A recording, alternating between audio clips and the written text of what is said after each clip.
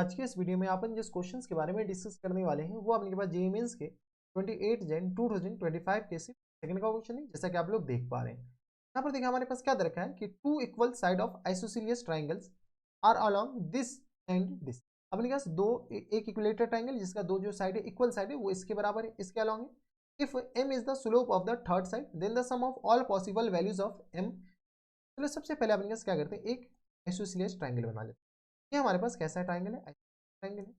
ये इसका नाम ए रख लेते हैं, इसका नाम बी रख लेते हैं और इसका नाम सी। हम मान लेते हैं कि ये दोनों बराबर है। ठीक है, जब ये दोनों बराबर ऑब्वियसली बात है कि इसके बीच का एंगल थीटा होगा और इसके बीच का एंगल अपने पास क्या होगा, थीटा होगा। ठीक है, जब इस दोनों के बीच का एंगल थीटा होगा तो यहाँ से बता दो ए बी, ये अपने पास ए बी है और ये हमारे पास किसके बराबर है, ये ए सी। ए बी का इक्वेशन किसके बराबर है, तो माइनस टाइम्स एक्स और प्लस टाइम्स 2y और इक्वल टू 4 के बराबर हम ये माने हैं।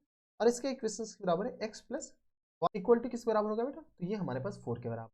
यहाँ से अपने पास क्वेश्चन में क्या बोला है कि थर्ड साइड का जो स्लोप है वो हमारे पास m के बराबर दे रखा है। अब देखो ये जो टेन थीटा और ये टेन थीटा ये दोनों अपने पास बराबर होता है। क्यों ये थीटा दोनों बराबर होते हैं, क्योंकि इक्वल साइड के अपोजिट एंगल बराबर होते हैं। अब ये m में अपने पास क्या बोल रहा है कि m के कितने पॉसिबल वैल्यूज हो सकते हैं। तो यहाँ से अपने पास क्या करो, वो वाले क्वेश्चन जो अपने पास एंगल ये जो कोई भी पॉइंट है वो पॉइंट किस एंगल के बीच लाई कर रहा है वो वाला एंगल निकालना है। तो हमारे पास करना क्या होता था कि अपने पास ये जो क्वेश्चन होता है क्वेश्चन में अपने पास मॉड का यूज नहीं करना होता था। वो टेन थीटा वाला क्वेश्चन में अपने पास टेन थीटा का जो फॉर्मूला होता है ना, टेन थीटा का फॉर्मूला क्या होता है बेटा, m1 और माइनस टाइम्स m2 और होल अपॉन में अपने पास 1 प्लस m1 और m2 के बराबर। एक्चुअल में तो होता था मॉड, क्या होता था अपने पास बेटा, मॉड होता था। लेकिन अपने पास मॉड हम इसलिए हटा दे रहे हैं, ये भी अपने पास दूसरा ये भी तरीका आप कर सकते हैं कि मॉड इसलिए हटा दो क्योंकि अपने पास ये दोनों एंगल अपने पास अक्यूट एंगल ही होगा। ऑब्ट्यूस एंगल तो हो भी नहीं सकता, क्योंकि ऑब्ट्यूस एंगल होने के लिए अपने पास दो एंगल कभी भी ऑब्ट्यूस हो नहीं सकता, एक ही एंगल होगा। इससे ये भी एक रीजन है कि मॉड हटाने का, और दूसरा ये रीजन है कि हमारे पास एंगल ये पॉइंट कंटेनिंग एंगल हमें बताने हैं। ठीक है, तो चलो यह m1 माइनस m2 है, तो ये बता दो टेन थीटा इक्वल टू, यहाँ से अगर सॉल्व करोगे तो इसका स्लोप बताओ। इसका स्लोप अगर m1 लेते हैं तो ये किस तरह आ जाएंगे, तो माइनस टाइम्स एक्स का कोफिशिएंट यानी 1/2 के बराबर। और इसका स्लोप अगर m2 मानते हैं तो ये किसके बराबर हो जाएंगे, तो ऑब्वियसली आते हैं -1 के बराबर। तो ये वाला एंगल अगर हम निकाल दें तो ये आ जाएंगे 1/2 और माइनस टाइम्स m के बराबर और होल अपॉन में किस बराबर 1 और प्लस टाइम्स m/2 के बराबर। ठीक है, ये अपने पास कौन सा है, इस एंगल के लिए। और दूसरा अपने के पास इस एंगल के लिए, एंगल के लिए अगर टेन थीटा निकालो तो बता दो टेन थीटा किसके बराबर हो जाएंगे, तो टेन थीटा अपने पास ये m है। अब आपकी बार पहली बार ले लो m और प्लस 1 के बराबर और ये किस आ जाएंगे 1 और माइनस टाइम्स अपने के पास m के बराबर। ये दोनों अपने पास बराबर होनी चाहिए, ऑब्वियस सी बात है। ठीक है, जब दोनों बराबर होनी चाहिए तो सॉल्व कर लो दोनों।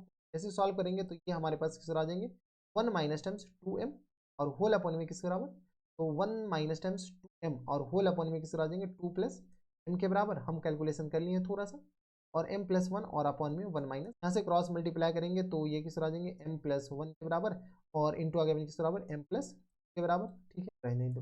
ठीक है, और इक्वल टू किस आ जाएंगे, तो m माइनस 1 के बराबर और इंटू किस आ जाएंगे तो 2m और माइनस 1 के बराबर। हम माइनस इधर से भी कॉमन ले लिए, इधर से कॉमन ले लिए। यहाँ से सॉल्व करोगे तो ये लिखा हुआ बेटा m स्क्वायर और प्लस टाइम्स किस बराबर देख लो, m square plus times 3m के बराबर और प्लस टाइम्स 2 के बराबर। ये लिखा हुआ 2m स्क्वायर के बराबर और माइनस टाइम्स m के बराबर माइनस टाइम्स 2m के बराबर। और यहाँ से अपने का सॉल्व करोगे तो ये आ गया प्लस 1 के बराबर।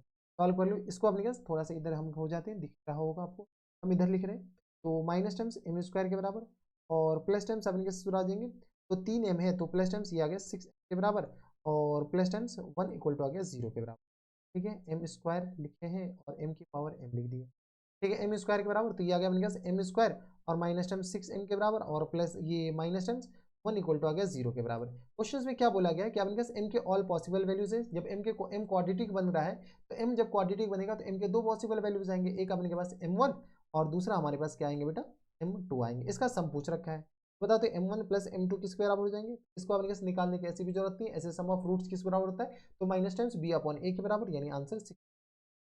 हाँ या ना, तो ये आ गया अपने पास option number D is the correct answer, C में -6। तो ये थे हमारे पास जेईई मेंस के 28 जन 2025 के सिर्फ सेकंड का क्वेश्चन था। यहाँ पर अपने पास ये ख्याल रखना कि 1/2 माइनस m क्या, यहाँ पर m माइनस 1/2। तो क्लॉकवाइज सेंस में हमेशा अपने पास एंगल मेजर करो, उसके बाद अपने पास मॉड का यूज नहीं करना है, तो अपने पास चीजें आसान हो जाएगी। क्योंकि हमारे पास जो एंगल है ना वो एंगल अपने पास ये वाला एंगल है ना, हमें क्लॉकवाइज सेंस में एंगल मेजर करना होगा, इसलिए अपने पास मॉड का यूज नहीं करना है। क्योंकि हमें पता है कि कोई भी ट्राइंगल है, कोई भी ट्राइंगल के अपने के पास जो आइसोसेलेस ट्राइंगल है उसके जो दोनों जो इक्वल एंगल होते हैं वो अक्यूट ही होंगे, तो ऐसा हमारे हिसाब से कोई दिक्कत परेशानी नहीं होनी चाहिए। ये भंग कहाँ गया, तो ऑप्शन नंबर सी क्या आ जाए, डी क्या हो जाएंगे करेक्ट आंसर। तो बस इतना ही इस वीडियो में। अगर आपको हमारे पढ़ाने का तरीका सही लग रहा हो तो वीडियो को लाइक कर दीजिएगा, साथ में चैनल भी सब्सक्राइब कर लीजिएगा ताकि ऐसी इंटरेस्टिंग फ्यूचर में भी मिलती रहे। तो बस इतना ही इस वीडियो में, मैं आपसे मिलता हूँ, तब तक के लिए stay happy, stay healthy and bye.